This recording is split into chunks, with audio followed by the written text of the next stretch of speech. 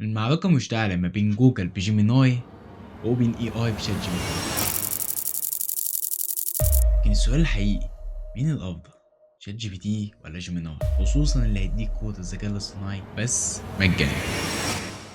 عشان نجاوب فعلا على السؤال ده عملنا مجموعة من الاختبارات، بس قبل ما أقولك ايه الاختبارات لازم نعرف مين هو شات جي بي تي ومين هو جيميناي وايه الفرق بينهم وايه اللي هنعمله في المقارنة. خليني أقولك، المقارنة دي هتمشي تدريجيا من الأسهل للأصعب. يعني هنبتدي بحاجات سهلة على أي اي، بعد كده نخش على حاجات تشقلب دماغ أي اي عامة، عشان فعلا تشوف إمكانيات كل واحد فيهم.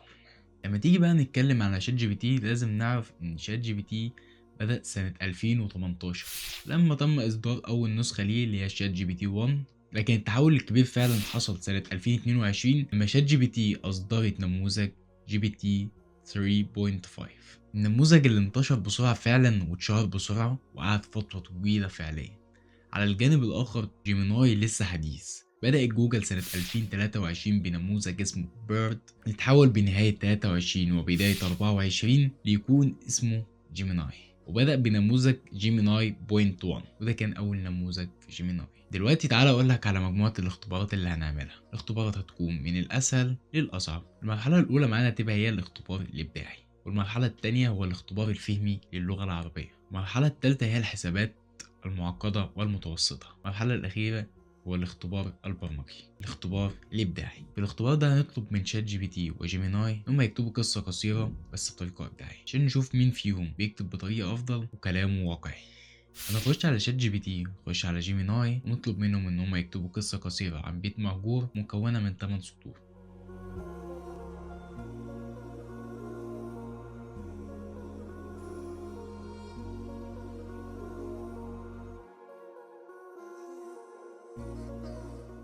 النتيجة إن القصتين طلعوا حلوين أوي، بالرغم إن القصص مش دقيقة فعليا، لكني ميال أكتر لقصة شات جي بي تي لأن أكثر إبداعا في الكلام فيها. وندخل على المرحلة التانية معانا الاختبار الفهمي للغة العربية، هنشوف مين فيهم هيفهم اللغة العربية فعلا ويحل ألغاز باللغة العربية. وهنخش على الاختبار، هندخل على شات جي بي تي وجيميناي ونطلب منهم، هنسألهم كرات من البولينج تحمل الأرقام التالية، أي من الكرات التالية يجب التخلص منها ليبقى لدينا كرات تحمل المجموع أرقام العدد 100.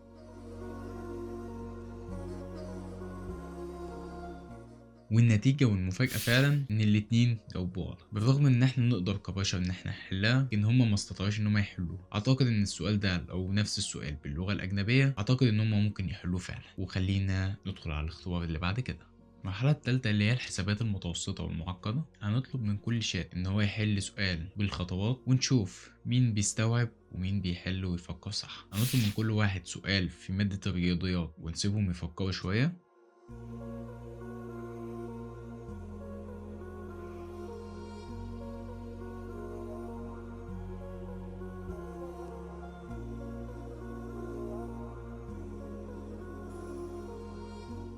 والنتيجة إن الاتنين طلعوا بيعرفوا يحلوا بالخطوات فعلا وإجابتهم كانت نموذجية، بالرغم إني جربتها في مسائل تانية بره الفيديو. أعتقد إنه الاتنين ما كانوش أصح حاجة، لكن في الفيديو فعلا حلوها صح.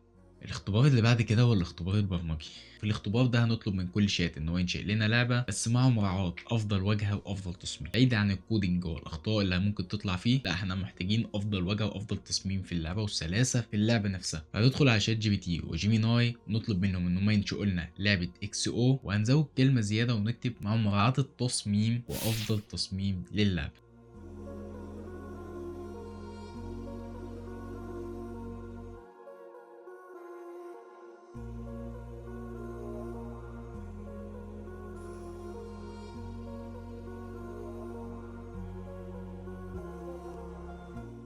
هناخد الكود وندخل على بي اس كود ونجرب باللعبة.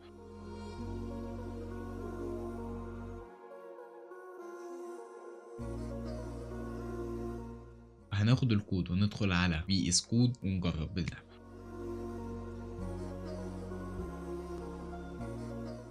والمفاجأة إن الاتنين طلعوا اللعبة بأفضل شكل ممكن، وفعلا ما شاء الله المطلوب منهم وممكن أزيد، خصوصا إنه مجاني. دلوقتي تختار جيميناي ولا شات جي بي تي؟ وإيه أكتر اختبار فيهم حسيته الأحسن بالنسبة لك؟ قولي في كومنت وشجعني نكمل اللي بعد كده.